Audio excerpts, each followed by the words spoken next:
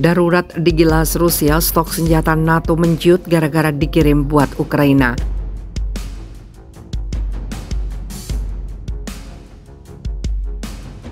More than 98% of the combat vehicles promised to Ukraine have already been delivered.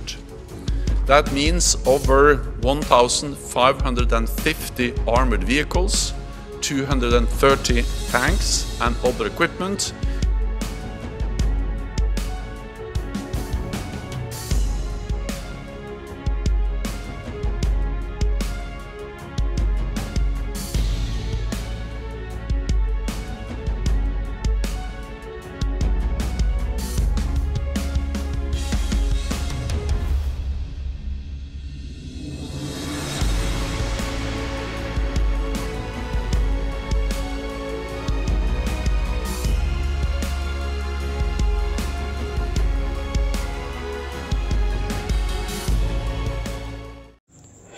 Hai para penonton Sentral News, sebelum lanjut jangan lupa subscribe dan lanjut tekan tombol Super Thanks. Tombol Super Thanks ada di atas tombol subscribe. Jika Anda ingin mensupport channel kami menyajikan berita yang paling Anda tunggu-tunggu. Terima kasih.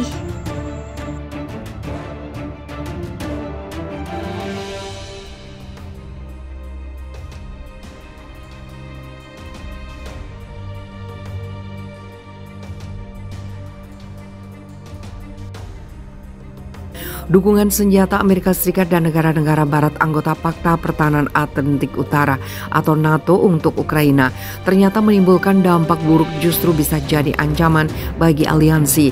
Bak bumerang yang bisa menyerang balik tuanya, Amerika dan sekutunya terancam digilas Rusia karena stok senjata terus menipis. Kiriman senjata senilai miliaran dolar tidak henti-hentinya digelontorkan Amerika, Inggris, Jerman, Prancis, dan anggota NATO lainnya demi menghentikan invasi militer Rusia. Sayang, upaya ini belum membuahkan hasil signifikan.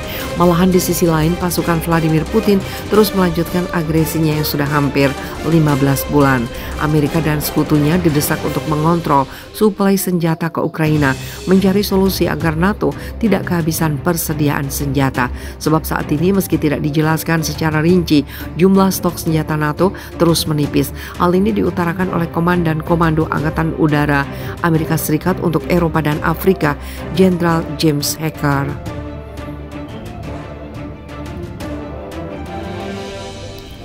Timbunan senjata Amerika Serikat dan sekutunya di Organisasi Perjanjian Atlantik Utara menjadi sedikit berbahaya tanpa solusi jangka pendek, ujar Hacker dikutip Viva Militer dari The Epoch Times. Dalam konferensi Angkatan Udara dan Luar Angkasa di London pekan lalu, mantan Komando Udara Sekutu mendesak sekutu NATO untuk berpikir serius tentang persediaan senjata mereka.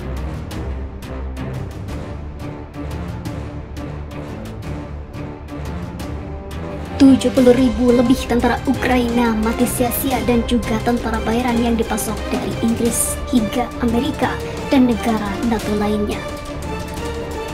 Strategi kontraofensif yang dilancarkan militer Ukraina untuk mendobrak posisi tentara Rusia di Republik Rakyat Donetsk dan Zaporizhia ternyata tak semudah membalik telapak tangan.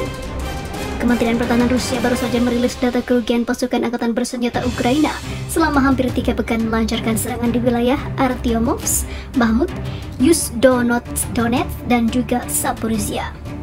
Dilansir Viva Militer dari kantor berita Rusia, TASS, data tersebut menyatakan jika setiap harinya hampir 500 lebih tentara Ukraina tewas dan juga tentara bayarannya dalam pertempuran di 3 wilayah tersebut. Jumlah tersebut terakumulasi sejak militer Ukraina menyerang daerah-daerah di Donetsk dan juga Zaporizhia pada 4 Juli dimulainya lalu.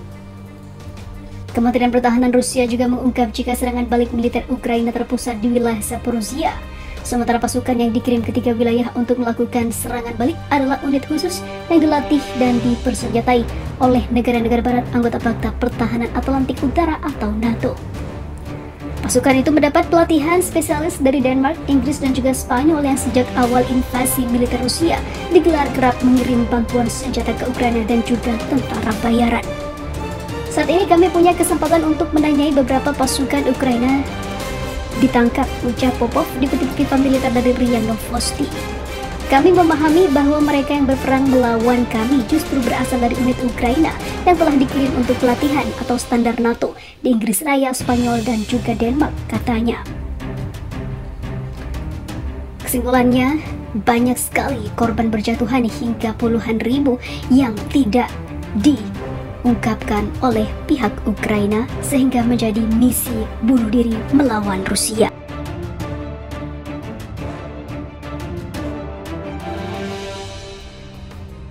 Anak buah Zelensky coba intai pasukan Rusia di kota nuklir, ribuan tentara Ukraina tewas, perang memuncak, tentara militer Ukraina pulang tinggal nama.